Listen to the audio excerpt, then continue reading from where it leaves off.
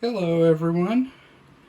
Today I just acquired this Macintosh Performa 6200CD and I thought I would get a first power on real quick just to test it out and make sure everything works.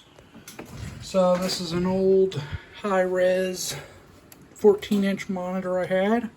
I'll kick it on. There we go. And now for the Macintosh. Okay, so the Performa 6200CD is booting after I finally located the power button.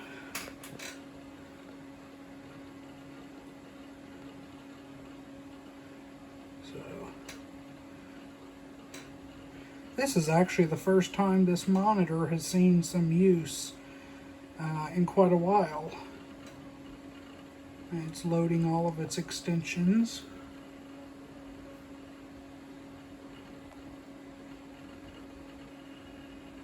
You can hear the mechanical hard drive clunking away. I think I see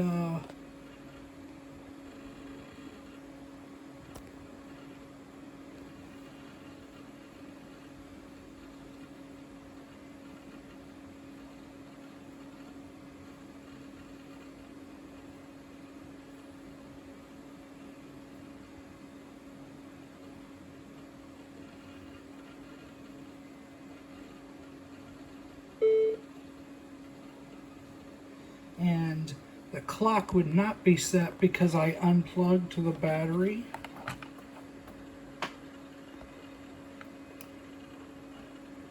Now I haven't seen, since I am literally powering this machine up for the first time, I haven't really seen anything about it.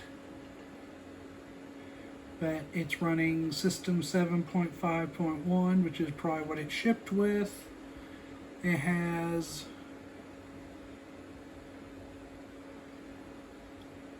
$16K. Huh. Okay. If I'm reading that right.